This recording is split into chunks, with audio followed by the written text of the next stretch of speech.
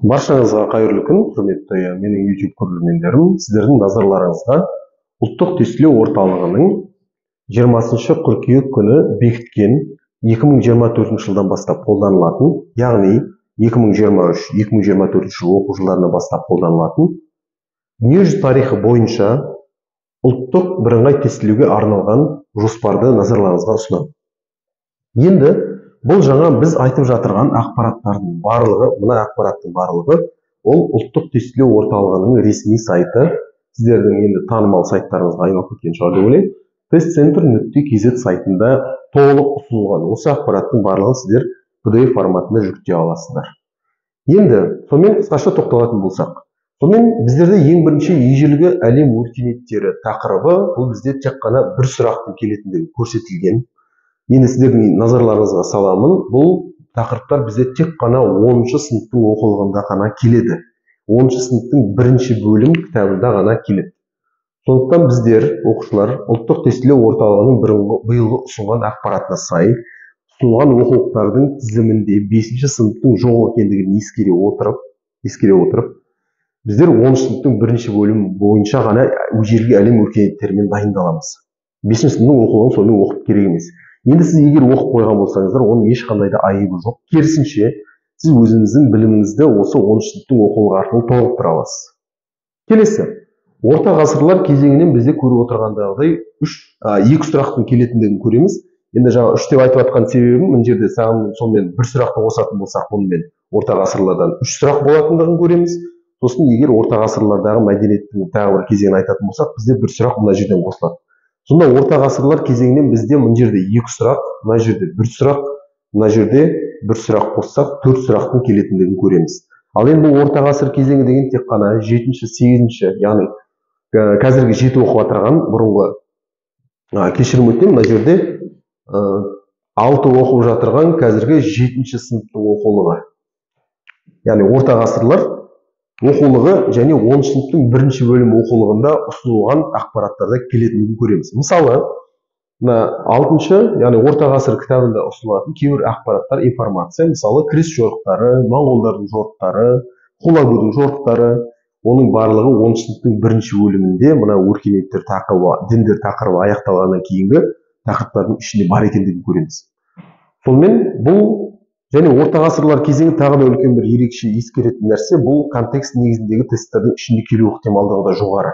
Мысалы, біз білеміз, алдыңғы ұлттық тестілеу орталығын ұсынған, яғни тапсырмаларда ұсынған, яғни ұлттық бірыңғай тестілеудің өзінде келген тапсырмаларда крест жорықтары бұл контекст сұрақ болып келгендігін көреміз. Сондықтан енді мұнда орта ғасырлардың өзінде 4 сұрақ, мына жерде 2, мына жерде 1, бұл географиялық ашулардың өзінде. Сосын орта ғасырлар мәдениеттің дамуынан 1 сұрақ, 4 сұрақ, және ол контекст сұрақтардың барлығы қоссақ, сонда 9 сұрақ орта ғасырдан келу ықтимал. Контексті қоспаса, онда 4 сұрақ келеді міндетті түрде. Осыған мұқият боламыз. Келесі, ұлы географиялық ашулар және олардың салдарынан бізде 1 сұрақ келетіндігін көреміз. Жаңа заманнан, енді мына жерде өзгеріс деген өте көп оқушылар қараңыз, жаңа заманның кітабына өте қатты басымдық беріп отырғанын көреміз. Бұрын бізде былтыр ұмытпасам 2022-2023 оқу жылдары бұл жерде бізде 8 сұрақ болды. Оған плюс 1 сұрақтың қосылғандығын көріп отырмыз енді. Келесі 20-шы ғасырдың басындағы әлем бірінші дүниежүзілік соғыстың себептері мен салдары деген тақырыптан бізде жалпы мына кезеңді қамтитын оқулықтан сол кезеңнен 2 сұрақтың келетіндігін көреміз. Келесі, 2-ші дүниежүзілік соғыс арасындағы әлем деп беріпті мына жерде. Осы енді жерде мына ұлттық бірыңғай тестке дайындалудың жоспарын ұсынған ұлттық тестілеу орталығының енді мына жер кішкене түсініксіз болып тұрғандығын байқаймыз, иә. Мына жерде мен ойлап отырғаным, мен таза бұл субъективті пікірім, енді 9 сұрақ келеді деп берілген. Мен енді ойлап отырған бұл 2-ші дүниежүзілік соғыс арасындағы әлем сонда қалай енді бұл 1939 пен 45 жылдардың аралығындағы тақырыптан 9 сұрақ келеді ме? Әлде 2 дүниежүзілік соғыс арасындағы әлем интербеллум тақырыбынан 9 сұрақ келеді. Енді ақылға салсаңыз, мынау кішкене көбірек осы кезеңнен келетін сияқты көрінеді, себебі мынаны қамтитын жылдары да көбірек, тек қана 2-ші дүниежүзілік соғысқа қарағанда. Енді оны біздер неден көреміз бұйырса, ол бүлік тест тапсырмалары өздері қалай ұсынады, және мына ақылы тест тапсырады қаңтар айында оқушылар. немесе мына сайтқа ілінген кейбір тапсырмалардан кейін көре алатын боламыз.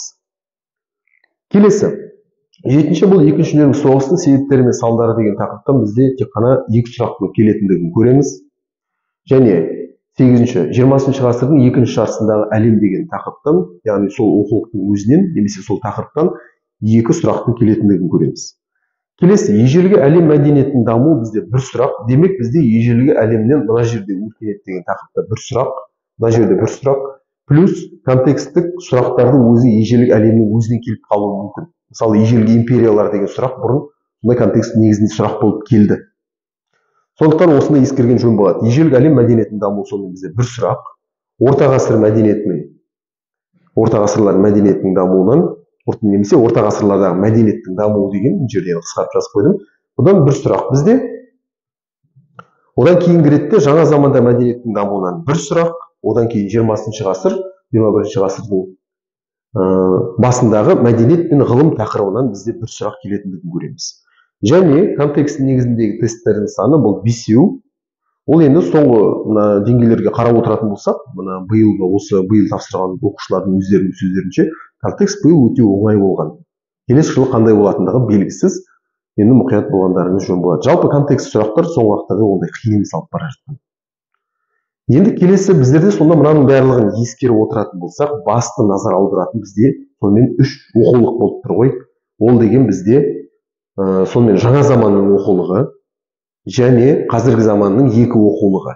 Яғни 1900-1945 жылдарда қамтитын мына қазіргі 8 оқып жатырған, бұрын 9 оқыған кітаптың 1-ші бөлімі және 2-ші бөлімі. Осы 2 бөлімді біздер толық оқып шығу керек екеніміз. Яғни жаңа заман мен қазіргі заман оқулықтарының өте мұқият болған жөн болады. Неге десеңіз, тек қана жаңа заманның өзінен мына жерде 9 сұрақ, мәдениетін қоссақ 1 сұрақ, 10 сұрақтың келетіндігін көреміз. Және мына кезеңде біздер айтатын болсақ, мұнда 9 сұрақ бар. Мысалы, одан кейінгі реттері мына сұрақтардың барлығын енді қоссаңыз, тіпті одан да асып кетеді. Сондықтан осы 2 оқулыққа үлкен басымдық берген жөн болады. Одан кейінгі ретте, яғни мына біздер жаңа айтып жатырған кезең, мысалы мен мына жерге жазып қойдым, 5 сұрақ болғандығы менің есімде, әлде мен шатасып тұруым да мүмкін. Ұмытпасам, негізі мына жерде 5 сұрақ болған сияқты. Қазір олардың саны көбейген сияқты болып тұр.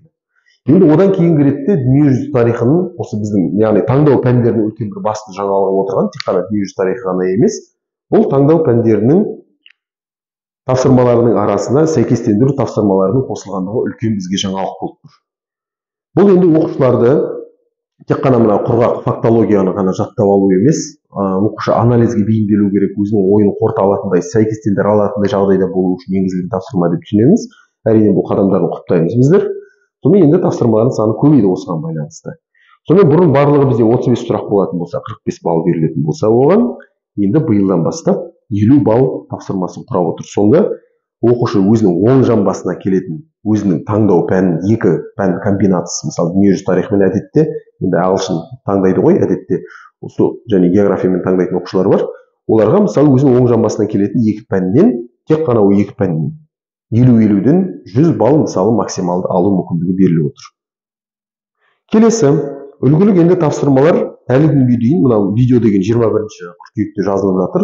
Осы актуалды кезеңде сайтқа, ұлттық тестілеу орталығының ресми сайты testcenter.kz сайтына бұл тапсырмалардың үлгілік нұсқалары әлі салынған жоқ. Сайттан қарап отырған болсаңыздар, бұл үлгілік тапсырмалар былтырғы нұсқаларымен әлі күнге дейін тұр.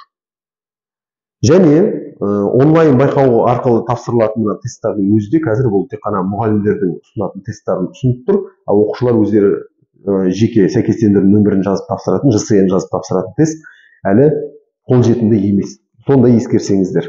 Сондықтан біздер үлгілік тапсырмалардың жарияланғанын күтеміз қалай болғанда да.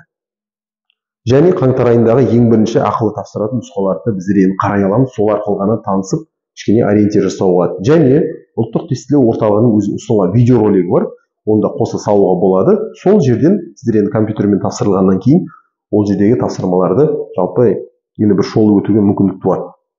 Ал енді оны ұлттық тестілеу орталығының үлгілеу тапсырмаларын қағаз түрінде, яғни PDF форматында ұсынатын нұсқасына салсақ, ол енді қандай түрде болатындығы түсініксіз болып тұр. Сондықтан күтеміз ақпаратты. Қысқаша енді осы, мына ақпараттың барлығын тағы да testcenter.kz сайтынан сіздер өздеріңіз ала аласыздар. ұлттық бірыңғай тестілеуге дайындықта баршаңызға сәттілік тіледім. Өздеріңіздің білімдеріңізге сеніңіздер. Сау саламатта болыңыздар.